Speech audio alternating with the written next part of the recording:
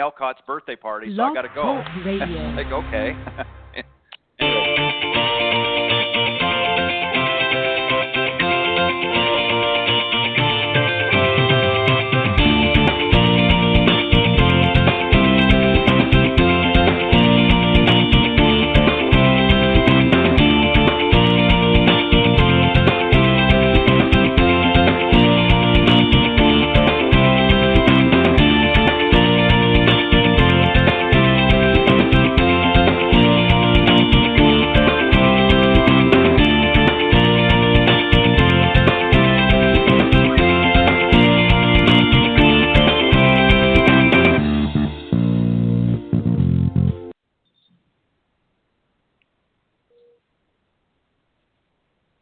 All right, good morning, everybody, and welcome to the Women of Golf Show. It appears we had a little bit of an issue with the audio this morning, so my apologies. But welcome to the show this morning. I'm Ted Odorico, and right alongside, of course, is my co-host, LPGA professional and Legends Tour player, Cindy Miller. And this is the Women of Golf Show. Good morning, Cindy. Good morning, Ted. We've got a great show for you this morning. I'm just going to give you quick highlights, and then we'll get into our discussion. Show is live, of course, every Tuesday morning from 9 to 10 a.m. Eastern Standard Time here on blogtalkradio.com. Go to blogtalkradio.com/Women of Golf, or just type Women of Golf up in the search key, and that will take you to the main page. For some reason, if you can't join us during the live broadcast, just scroll down and go to the on-demand section, and that's where all of the previously aired shows are, and you can check them out there. It's also available as a podcast at iTunes.com or Stitcher.com, so just visit those links respectively, and again, just type in Women of Golf, and that will take you there as well. Always love to hear from you, on the live show from 9 to 10 on Tuesdays, so you're welcome to call in at area code 347-945-5855, or you can reach out to Cindy and I personally at Cindy at cindymillergolf.com, or you can reach out to me at ted.golftalklive@gmail.com. We've got a great show, as I said this morning. First up is going to be Suzi Caprise. She's an LPGA teacher professional, and we're going to talk a little bit about how she got into this industry and some other things, of course. She actually started relatively late in her career, unlike many of us who started when we were knee-high to a grasshopper, so it's a very interesting backstory there. And then a little bit later on, we're going to welcome back Brendan Sweeney from French Lick Resort. He's going to talk about some upcoming events and so forth. He's the Director of Golf Media Relations and Player Development at French Lick, so we'll talk to him here in just a little bit. But Cindy, while we wait for Suzi to join us live here, what did you think of the U.S. Open? Did you get a chance to watch any of it this past weekend? I did. Thought it was amazing. I thought it was a great display of staying in the present moment and being committed to your process. And I thought it was awesome.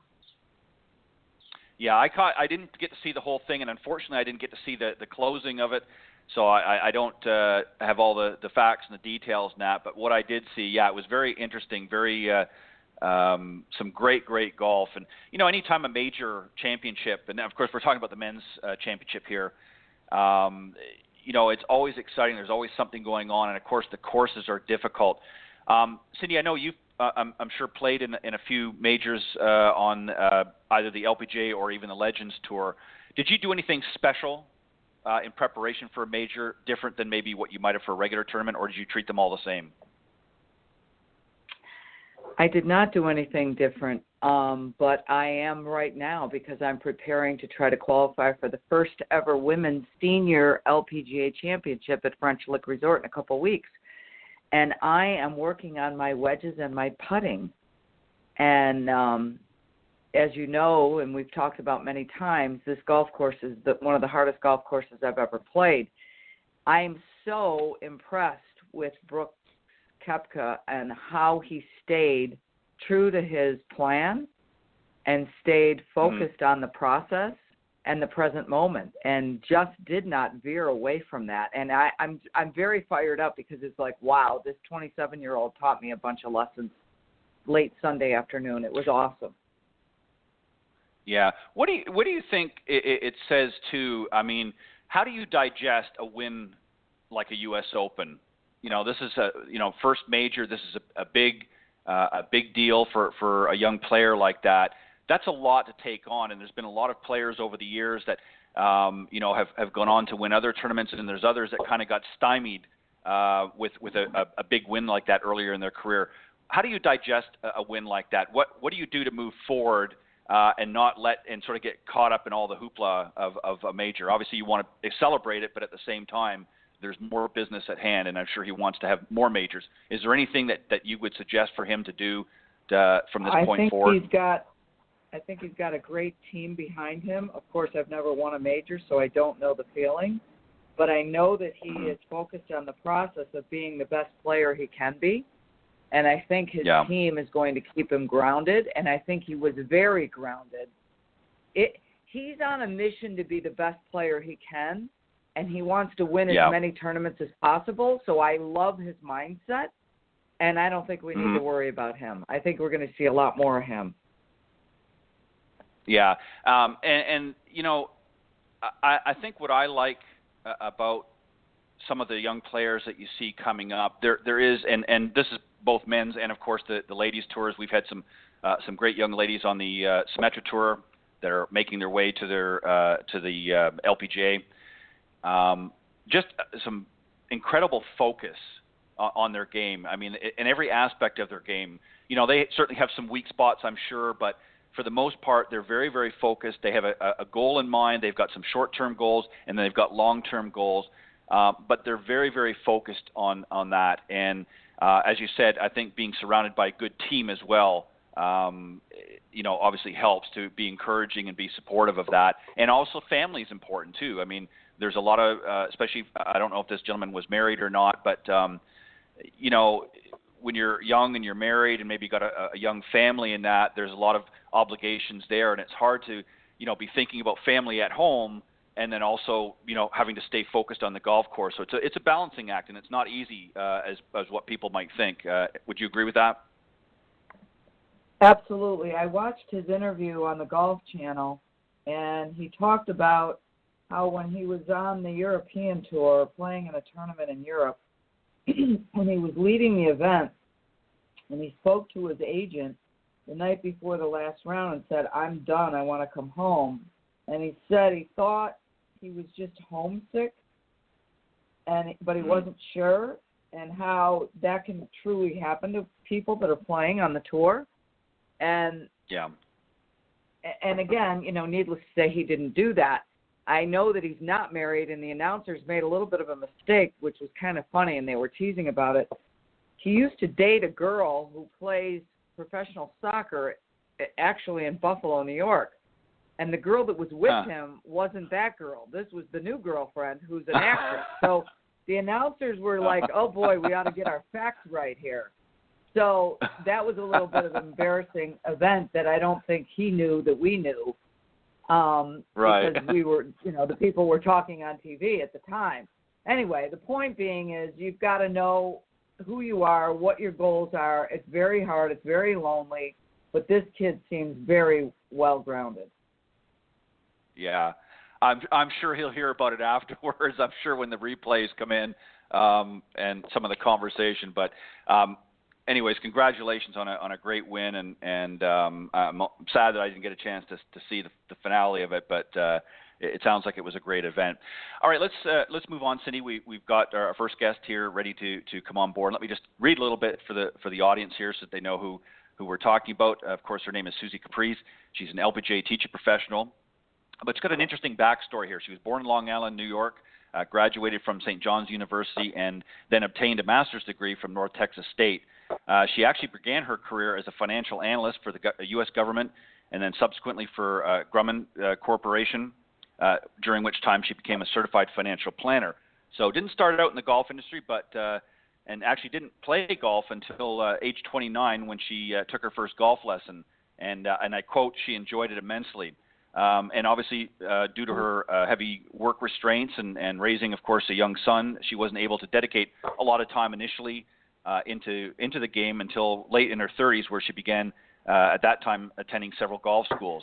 Her passion for the game, of course, took hold and decided that she wanted to make a career change and become a golf instructor. And through the encouragement of her husband, she reached out and contacted the LPGA and was well on her way to obtaining her certification as a Class A LPGA golf professional. So very interesting backstory. So Cindy, let's bring Suzi on the show and talk a little bit more about that in detail. Good morning, Suzi. Welcome to the Women of Golf.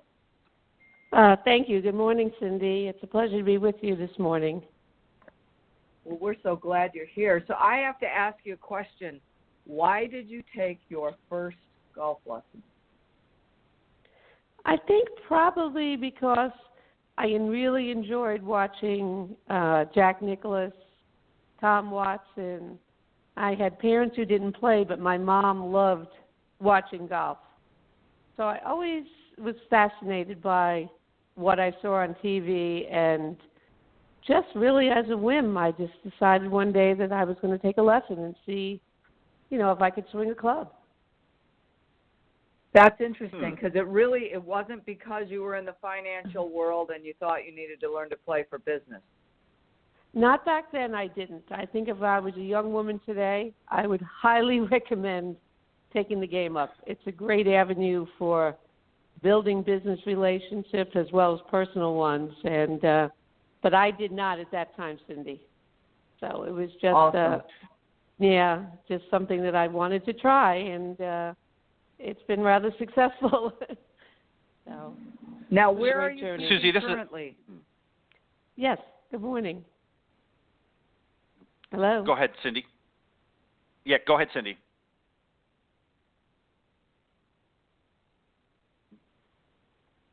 Okay. Oh, Is it it looks Cindy like, or sorry, Suzi? Sorry, Suzi. What's no, that? Cindy. I'm sorry. Cindy got bumped off the air. I apologize. This is Ted, by the way. Let me just ask you. Let me ask you a real quick question. She'll come back on in a second, and then I'll let her ask her follow up. But let me just ask you a question. As you, I'm sure, probably heard in the intro, I mentioned that that you started relatively late in your career in golf, and as Cindy asked, what was the reason for taking the first golf lesson? Most of your fellow professionals that you probably have come across over the years have a different story. They started very early. Maybe their family played a lot of golf, so they got introduced to golf very early. Did you ever have opportunities earlier on to play golf and just didn't sort of gravitate to it? And why at that particular time do you think it was sort of a change for you? I didn't really have opportunities to play golf. It was really a very male-dominated sport. Right. Where a lot of us, I grew up playing tennis, so that was my passion at that point in high school and college. So golf really wasn't on the radar for me.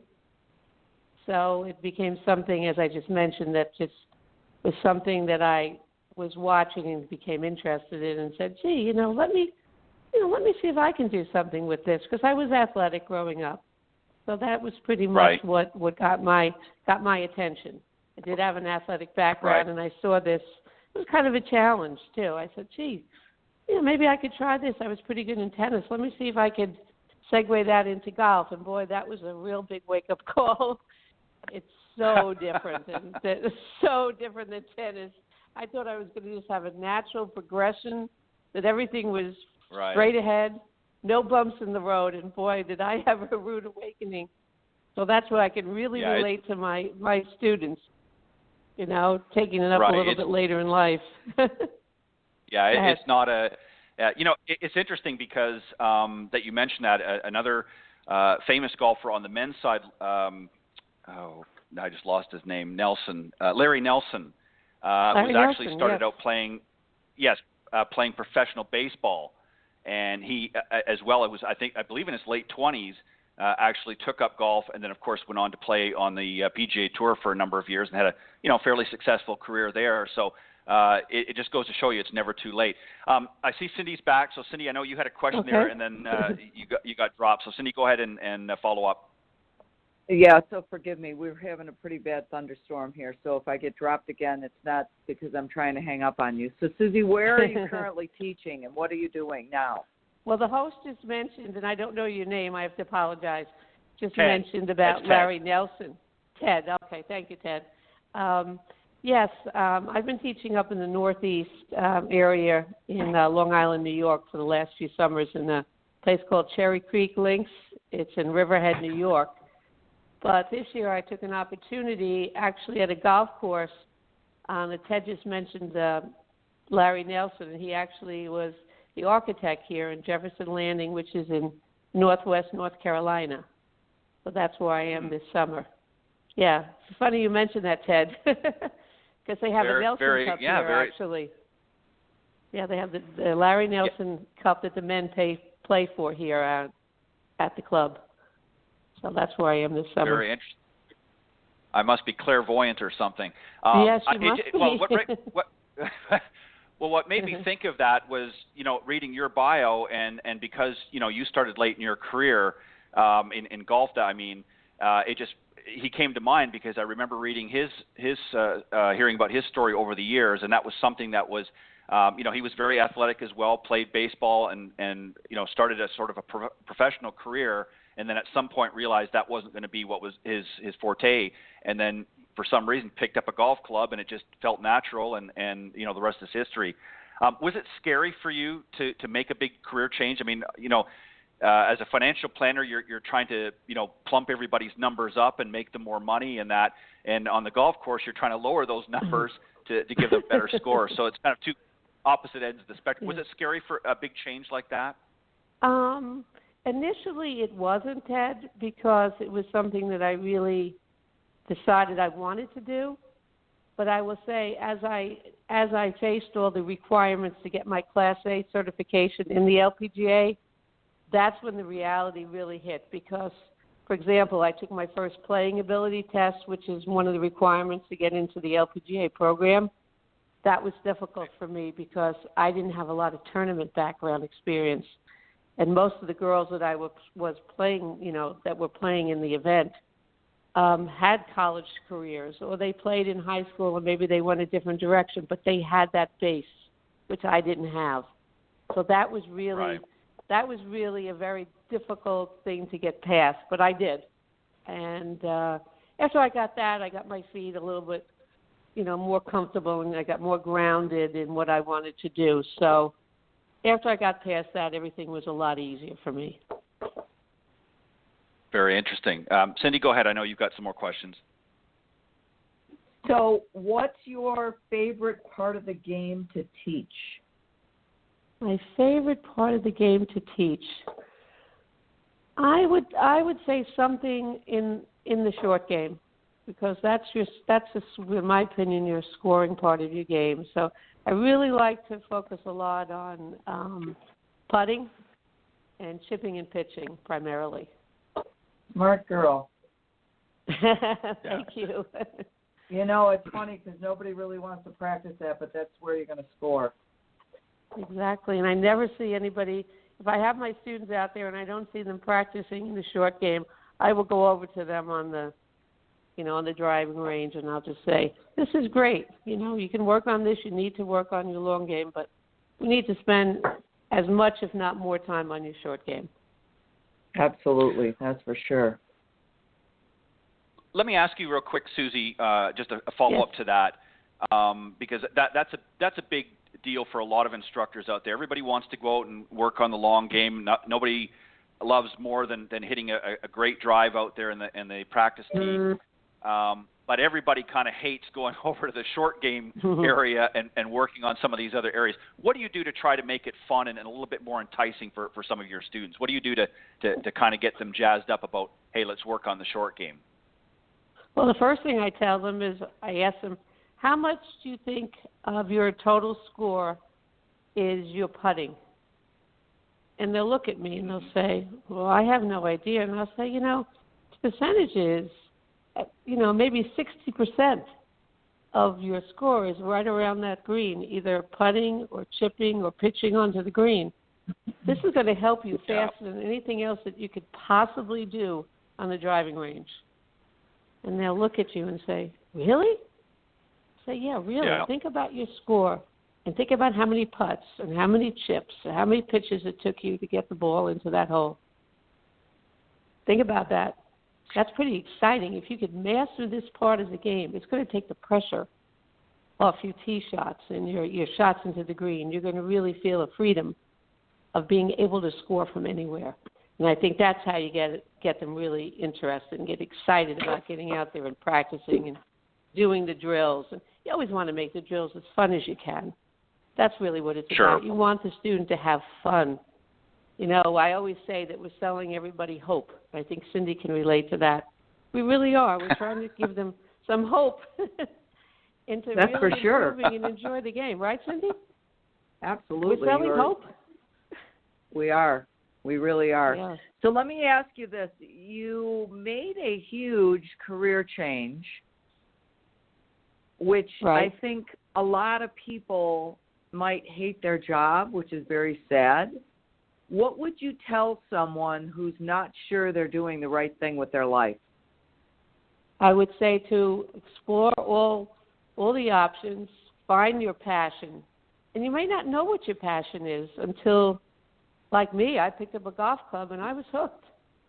So, you know, go out there, explore what you like, what you think you might even like.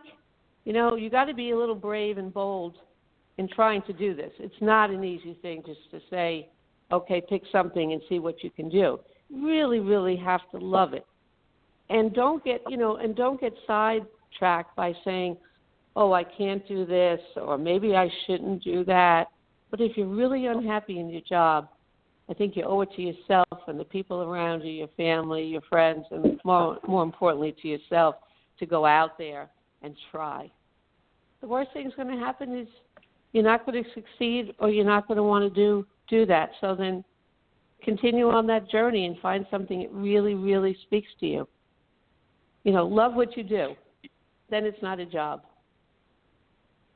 Yeah, I agree 100% with that, Susie. I think that you have to, at the very least, you want to be able to look back and say, hey, I tried that. Maybe it wasn't for me, but at least I gave it a shot and, maybe had a little fun along the way. But at least you don't look back with regret and say, boy, I wish I had done that, or I wish I had at least tried that. And that speaks volumes. And I like the fact, what's very interesting about your story, Susie, is that you did step out of that box a little bit, you tried something, and ultimately it ended up making a substantial change in your life, really, because you went from one area of business to a different area of business, which is not always easy to do, especially as we progress later in life. And you've really got the best of both worlds, because you are able to understand the benefits now of that game to your previous industry. So you can certainly help a lot of business women out there that want to use that as a business tool. You understand the value as a business person, but also as a golf instructor, correct? Absolutely correct. And I like the first comment you made about not having regrets.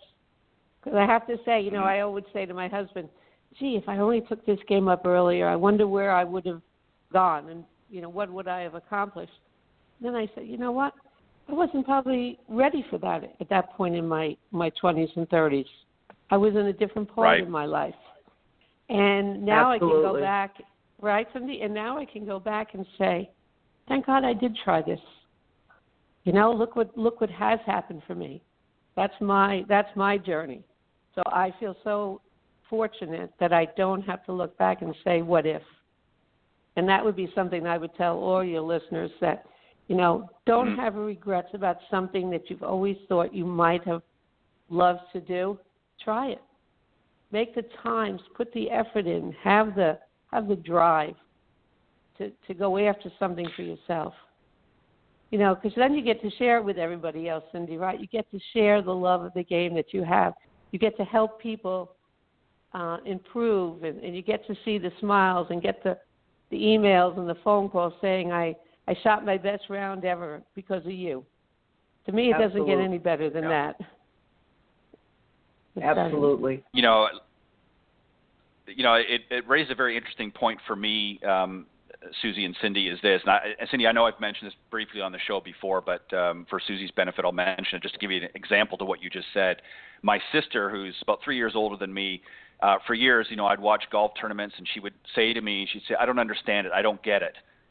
what's so exciting about chasing that stupid little white ball around and just very, condescending. And I turned to her and I said, have you ever played? She said, no. I said, well, then go out and play, go out and try, even just go out to the driving range. And, then you can come back and criticize once you've given it a shot. So she did that. And to this day, she still plays golf. She loves the game and enjoys it. And, I won't say she's as fanatical about it as I am, but she has a whole different perspective. So it goes to your point. Go out and at least try it. And even if you're not that great at it, at least you've had another experience that you can look back on and say, hey, I gave that a shot. And you might be surprised at what the results are. Exactly right. Go out there, whether it's to play with your friends or maybe play with your husband, or even, as you said earlier, like the Executive Women's Golf Association. That is a great organization that really women can use in business. And women have a really, I found, maybe Cindy has as well, that, I love to go ahead and get my new golfers and speak to them about etiquette and the basic rules, just kind of what they have to do when they get to a golf facility. They've got a lot of fear and anxiety about what they should do, and nobody really talks to them about it. Get them comfortable with where do they leave their clubs, how do they tip, the importance of being on the tee box on time, and just going out and then having fun after that, and using that as an avenue to build relationships, whether it's personal or business. Absolutely. Yeah, that's it. Do you? Yeah. Let me ask you a question. Do you work in the shop as well, or are you just teaching full time? Well, this year I'm actually teaching full time. Previous years I've had a combination of doing both, but as I get much more busy teaching, my pro shop hours go down, which I like. I really want to be out there and teaching. Pro shop is a great avenue when you first start. Like when I first started up in Long Island. My general manager wanted me to, meet and greet everybody and get comfortable with, all the inner operations of the facility, which is very important. But after you've done that, then you start building the relationships, and then you start doing, all the teaching parts, whether it's leagues or on play, golf instructions and individual lessons and clinics. So, you stay very busy, and you don't have that time to be in the pro shop. And I don't think you need it there after a while. I agree. Yeah. Now you worked for some very, Susie, or at some very impressive clubs, the Nicholas Flick Learning Center and John Jacobs Golf Schools out in Scottsdale. Is there anything that you took away from each of those experiences that has helped you to become a better teacher today? Yeah. And what were they? When I worked for Nicholas Flick, that was just at the beginning when we were videoing students. So that was a great time to get exposed to that in my young career, because I had just worked up in Long Island at a private golf course for about 3 years. My husband and I relocated to South Florida at that time, and I started working for Nicholas Flick. But as I just mentioned, it was a great time to start getting familiar with, videoing our students. So that was a great opportunity with that organization. And then for John Jacobs, very interesting, because John Jacobs was the very first golf instructor who gave golf schools. I don't know if you knew that he was the first. Yeah, he was the first in the industry. And even though he wasn't, physically around at that point, so much of what he believed in and he taught, we were trained in as far as his instructors. And I really liked his thought about watch what the ball does. See what the trajectory is. See what is happening in the air, rather than what you're doing right here with the club in your body. See the result. Based on that result, take that back and make your correction, which I thought was a really, a great way of teaching my students.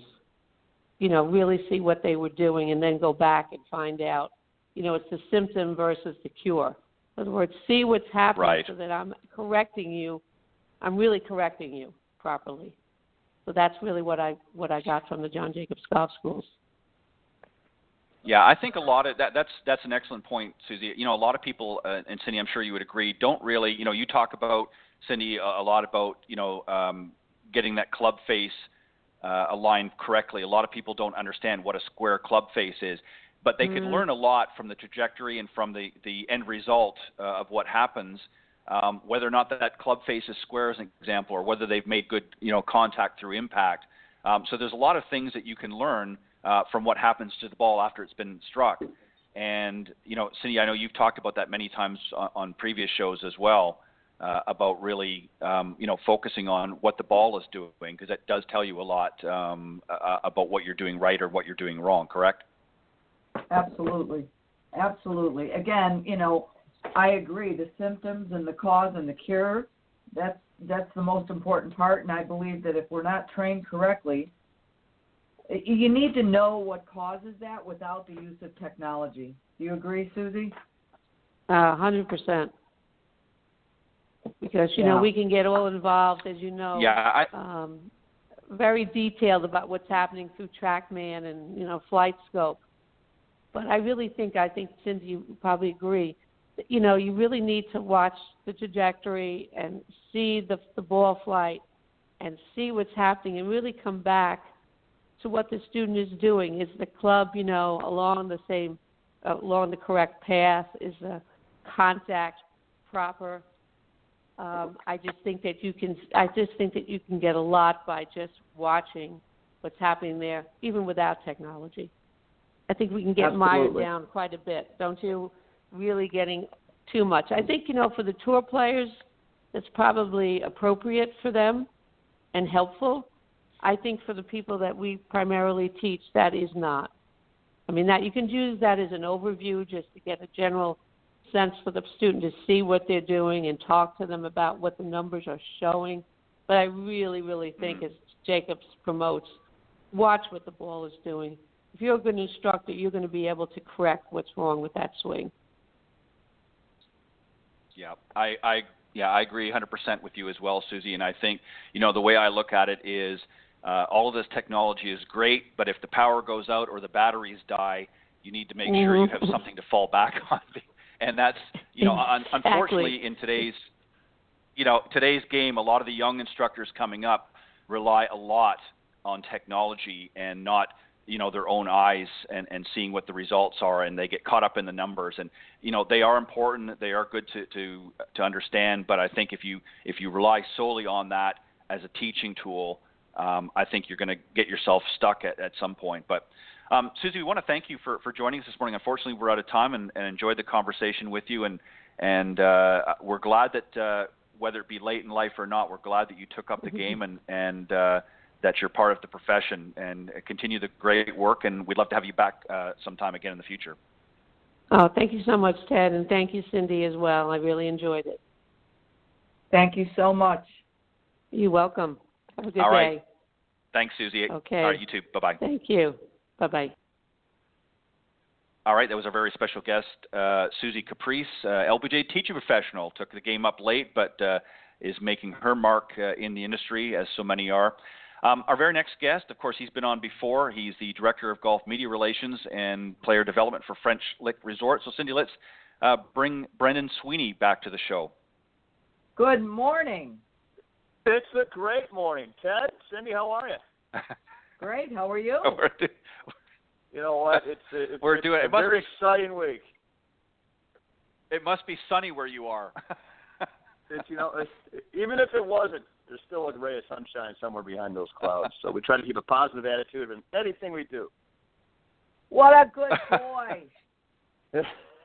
Are you guys doing okay? We're doing fantastic, great. Brendan. Thank you. Perfect. So what's new and exciting at French Lick?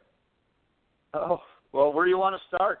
We can start at the bowling alley and work our way all the way through the gun range and the stables in between. But I think you guys want to hear a little bit about some golf. We do. That's right. Well, we were just named the number 1 and number 2 golf course in the state of Indiana by Golf Digest magazine at public places you can play, and got a couple of top 100 golf courses. But we won't be bragging on that too much. We'll let that go up. But we have a neat few weeks coming up in July with July 7, 8, 9. We're hosting the Symetra Tour Donald Ross Centennial Classic at our Donald Ross course. We're celebrating the 100 years of our Donald Ross track, which was the host site of the 1924 PGA Championship won by Walter Hagen and the 1959 and 60 LPGA Championship. So coming up on 7, 8, 9 in July, the Symetra Tour with a purse of $200,000, 54-hole event. We're celebrating that, and it's pretty cool with the Donald Ross course this year. We were trying to think of something cool to tie in with a 100-year anniversary, and we came up with, Dave Harner came up with a little event, a little giveaway every time someone tees off at the Ross course. They get a moon pie. So, yeah, 100-year anniversary of the moon pie and the Donald Ross golf course. Wow. That's good. I like that. Then following that up, so that's 7, 8, 9 in July. 10, 11, 12 is a very special time. We're going to be hosting the first ever Senior LPGA Championship presented by Old National Bank. So that's we've had our experience with the LPGA Legends event for the last 5 years, and we took it to the next level and spoke to the powers that may be at the LPGA, and the ladies have been around since 1950s, and they've never had a senior championship, a senior major, and the men have been doing it since 1932, and we decided it was time to do it. So we're proud to announce that coming up in a couple of weeks we'll be the first host site ever of the Senior LPGA Championship. You know what's That's so fantastic. cool? Yes, you don't do anything small. That's what I love about you guys. You think big. You've got the best staff ever. Yeah, you're awesome. Well, I tell you, it's a direct reflection of the powers at the top. That when they took on the renovation of the Cook Group, Bill Cook had the vision of a small town in southern Indiana. That was the gem of the jewels back in the day, back in the turn of the century, 1900s. French Lick was a destination, and over the years, over time, I could talk about it for hours. But the property went down a little bit, and the town and the region went down, and Mr. Cook had the vision, along with Steve Ferguson, of renovating the property not only as a resort, but as an economic stimulus of southern Indiana. So $600 million later, yeah, we did a pretty good job down there. So it's great. When they did the renovation, they had 373 No, I was just saying, employees. Wow. Yeah. And now we employ 1,400 people. That's incredible. Are you guys going to do anything, or do you need to do anything special for the Senior Ladies Championship? Is there anything in preparation for the course, or is it going to be challenging enough the way it is? Well, Cindy, you can attest to this. The Pete Dye Golf Course is really just a unique piece of property. Last weekend we had the opportunity to see what an artist can do up in Wisconsin with Erin Hills, and the 600 acres that they were on up there is just enormous. Our Dye course was built by Pete Dye in 2009, and it was literally built on the second highest point in the state of Indiana, on top of a mountain. But Pete built it as a big boy golf track. It stretches back all the way to 8102 from the tips. So we have 7 different tee boxes for each hole. So when the ladies play, we take that into consideration. And it's considerably shorter for obvious reasons. But the ladies are playing right around 6,000 yards, and it's plenty of golf course out there. It's really unique, and it's unique. There's really not another place like it. There's some similarities to some Pete Dye golf holes, but as far as the views and the vistas and the setup, and the most important thing, and Cindy knows all about this, we take pride in the people down in French Lick.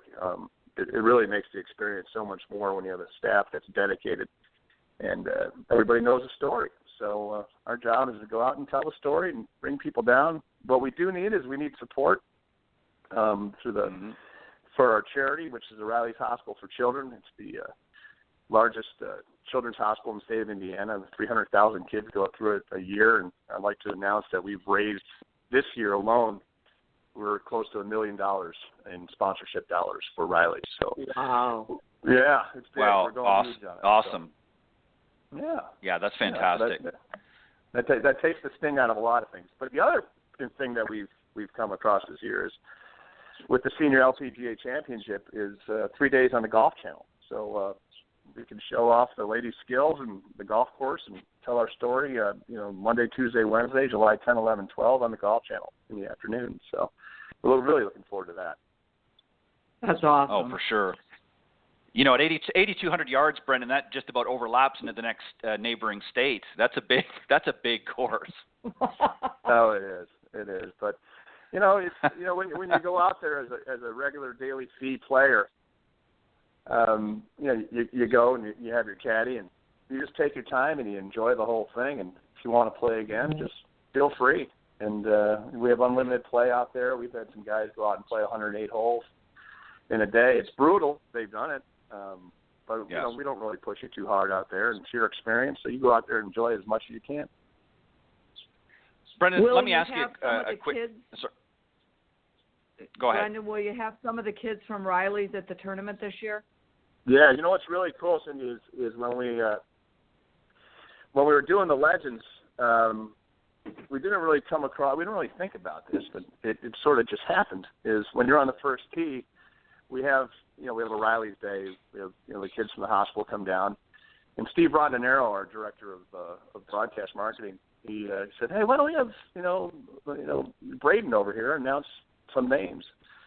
And now this year for the Senior LPGA Championship, for both tee boxes for all 3 days, we're going to have a sponsored Riley kid doing the announcements of the tee boxes. So it's pretty cool. It's that's awesome. Really a special, unique thing to do, and we have corporate sponsorship behind that too. So a lot of the people got behind it. So the kids will be wearing caddy bibs with the company name on the back, and they'll be doing their thing with that. So it's pretty cool how they tie in the kids with Riley's, as well as the Riley's Kid Fest, and we'll have the Riley's helicopter down there, and it's a great way just for these kids to be normal in a professional environment and not be treated with tampered gloves, but just to be part of the fabric of the Senior LPGA Championship. It truly is. I'm sure. Yeah, I'm sure it puts a lot of smiles on those youngsters coming out to be able to be around. A lot of the golfers and to be able to participate in an event like that, that makes it exciting for them to have some abilities to do that. What I was going to ask you, Brendan, was this about the course. If I were coming to the course as somebody that's never played it, and you were going to be my caddy, let's say, what advice would you give me or anybody? I'm just using myself as an example, but what advice would you give as you navigate around the course? Areas to be careful of? Are there, what tips would you give a new person to the course? Well, Ted, if I was going to be your caddy, the first thing I'd say is you better bring your wallet. I'm not cheap. But it's a great thing. It's every time that you see this golf course laid out right in front of you, and there's a lot of hidden lines out there. And if you just bite off as much as you can chew, and just take it, one bite at a time, and don't be really freaked out about it if you can't see something. You need to trust where you're going. Right.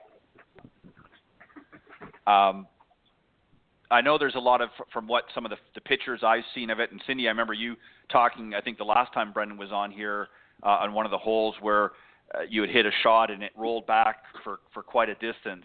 So there's lots of undulation, obviously, through not only on the greens, but through the fairways as well. So obviously accuracy is a premium. Would that be fair to say, Brendan? Yeah. It really is something that you really need to see, and it's trying to describe something that's just so unique. And the cool thing about the golf course is, with the 4 seasons that we get in Indiana, you can play golf pretty much all year round, with the exception of January, February. But the spring is different from the summer. The summer is different from the fall. The leaves are changing, and it's really gorgeous. But that's just one contrast of the resort. On the other side of the property is our Donald Ross golf course, and it's sort of like our '57 Cadillac, and the dies are Lamborghini. It's just they're 2 totally different tracks.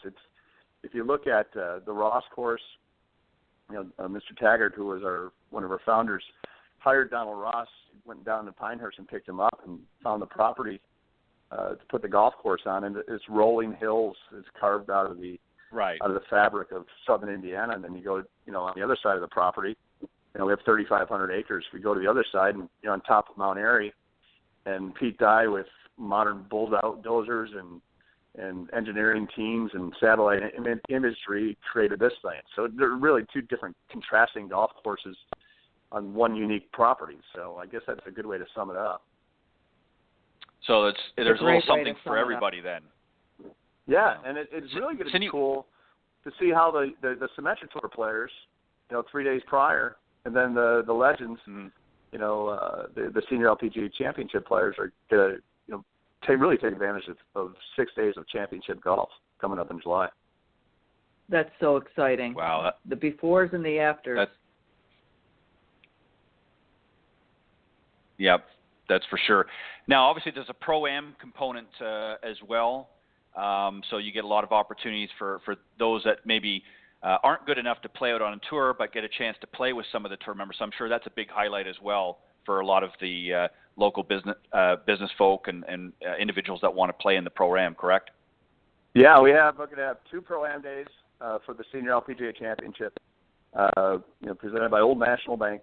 That would be the Saturday and Sunday prior, and then we'll have our Legends Hall of Fame induction ceremony, as well as some other awards that lead up to the championship. But the Pro-Am is really a cool thing for the local people to get involved on a really grassroots level of fundraising for the kids at Riley. So it's pretty cool. It's neat. It's Cindy, you played in a ton of Pro-Ams. I'm sure you've got some great stories about you get a guy that's out there, all of a sudden you're clubbing him out there. And it's a great way to interact with people and make them part of the championship. Well, and it's a great way to raise money for the charity. And what's funny, I've got a cool story. I know that Ashton Brown, and our daughter Kelly is now have a different position at the Golf Channel, but at this time she was a producer, and her job was to do highlights and features, and she did a feature on Ashton Brown, who is one of the Riley children, and now Kelly helped her get a job at the Golf Channel, and she's a leukemia, twice survivor of leukemia. And, it's great to see the stories and the changes in the kids and what Riley has done for these kids. And the other thing you mentioned about how the kids are smiling, but you know what? The players are smiling too. And you need to know that we realize how fortunate we are. Number 1, to be healthy and have the opportunity to play, but number 2, to also help these kids. Amen. I tell you, the Ashton Brown story, that's something that really stands out. She was our first Riley kid that we had with the Legends Championship, and she's just a great individual and a heck of a golfer. She played golf at the University of Indianapolis. And played quite well. And then the opportunity came up at Golf Channel, and I think she's been here close to a couple of years now. And we came across her. We saw her when we did our announcement, and she's just a great person, and really an honor to know her. And as a father of 3 with 3 healthy kids, you realize how fortunate you are just to have. You don't have to worry about things like your kid getting chemo or shots or whatever, but the kids at Riley's are really special, and it really touched my life. It really changed, my outlook on a lot of things, just from being around it. Absolutely. So we'll see what happens. Well, it sounds like it's going to be a great period of events at French Lick, and I know that as you both have mentioned, the Riley Children's Hospital and of course the foundation have benefited greatly over the years and will continue to. And it's a great partnership and a great relationship between the different organizations. And Brendan, I know it's going to be a few weeks getting ready for it and during the event, but give me the dates again, just for those that, obviously, because it is going to be on the Golf Channel, that want to tune in and watch. What were the dates again? Yeah, we're looking at the Symetra Tour Championship will be, or the Donna Ross Centennial Championship, my bad. That would be 7, 8, 9 of July. And then July 10th, 11th, 12th, I believe from 4 to 6, and there's re-airs in the evening on Golf Channel. So, it could be rather exciting. It's, 54-hole event, no cut. We got a purse, $600,000. It's going to be neat, and it's for a great cause. And if people want to get involved, they can just type in senior LPGA Championship, and we have an auction page that's open to anybody. And they have some really, really, really cool stay and play packages and some really unique gifts, and it's going to be neat. And with this, the next couple of weeks really being focused in on ladies golf with the KPMG Championship in Chicago, with our event in July, and then followed up with the ladies USGA Women's Open coming up, and then it's a Solheim Cup year too. So we've really embraced the ladies golf, and we're glad to be part of history. We're glad to be leading the way of bringing senior women's golf into a major. It's the first major that seniors will have, and I'm proud to be part of a team that has the vision and the dedication to do it. That's awesome. Can you tell us again the page in case someone wants to bid on one of those prizes? Yeah, if you go to just type in senior, that's senior LPGA Championship. Then the French Lick page will pop right up, and you just click right on there, and there's a tab that says auction, and there's some really unique gifts. We're Casa de Campo, French Lick, Chicago, St. Louis, Lexington, Louisville. Different stay and play packages all across the United States and some in the Caribbean too. So it's cool, and we're looking. Our goal is to raise $150,000 on this auction, and it's we already have bids coming in. So it's going to be live until the championship is over, and then we'll distribute from there. That's great. Perfect. Well, Brendan, thank you very much for joining us and giving an update, and it's awesome. And I'm going to make my way up there one of these days, I promise. And I don't know if I can afford you as my caddy or not, but I'll maybe at least we can do lunch together. But thank you, Brendan, for coming on and sharing an update on what's happening at French Lick, and we're going to have you back again in the near future, and let us know how everything works out in a couple of weeks. Yeah, we will. Thanks for the time, Ted. Cindy, give those grandkids a big old hug and kiss from me, and we'll see you guys down the road. All right. Okay, thanks. All right, thanks, Brendan. All right, bye-bye. All right, that was our very special guest, Brendan Sweeney, Director of Golf Media Relations and Player Development at the French Lick Resort. And as he mentioned, the Senior Ladies LPGA Championship is coming up July 10th to 12th, and 7th, 8th, 9th is a Symetra Tour event that's going to be playing preceding that. So lots of great stuff happening up at French Lick, so definitely go to that page, and again, that Senior LPGA Championship. If you're interested in getting something through the auction, the link and tab are on that page. Just go to Senior LPGA Championships and type that into your search key, and that will bring you to that page. And Cindy, I know we got to wrap up. We both got to get to work here, so we want to thank everybody for joining us this morning. Again, our very special guests, Suzi Caprise, the LPGA teacher professional that was on the first half, and of course, Brendan Sweeney from French Lick.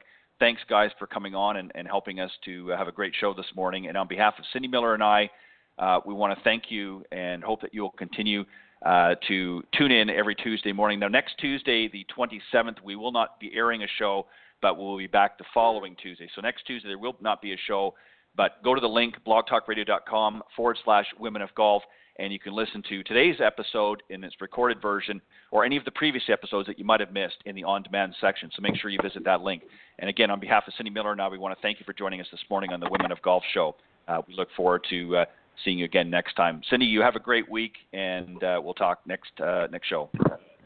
You do the same. Bye-bye. Bye.